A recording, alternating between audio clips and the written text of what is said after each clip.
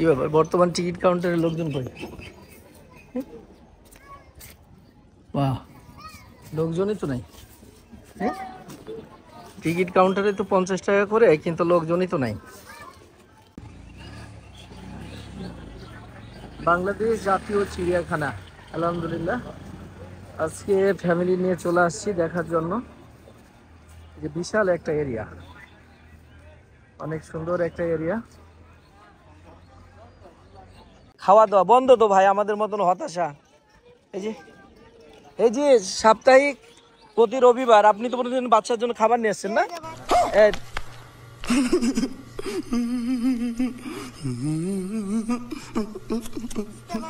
এই তো এই যে আমারটার মতন, এই যে দেখছেন আমারটার মতন। কোথা থেকে আসছেন আপনি? ও কাল তো আরামে পাইছেন। আমরা তো রাজশাহী থেকে আসছি চিড়িয়াখানা দেখতে। না না, কাছে নেই। হ্যাঁ, এটা তো এই যে সাপ্তাহিক দিচ্ছে না এতটুকু, এটা তো আরো 10 জন জানবে। ভালো না? কত বিপদ।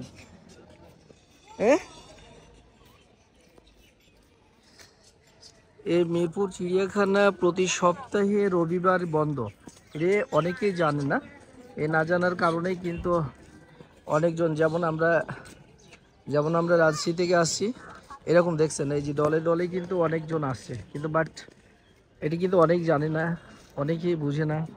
এই যে এই ভাইরাও যেমন আসছে, এরকম কিন্তু শরণার্থীরা আসতেই আছে। এই যে দেখছেন অনেকেই কিন্তু আসছে। এই জন্যই, কারণ এই যে এখানে লেখাই আছে প্রতি রবিবার সাপ্তাহিক বন্ধ।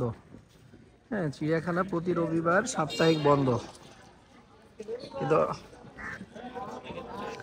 এই যে প্রতি রবিবার, মানে কঠিন অবস্থা। হ্যাঁ,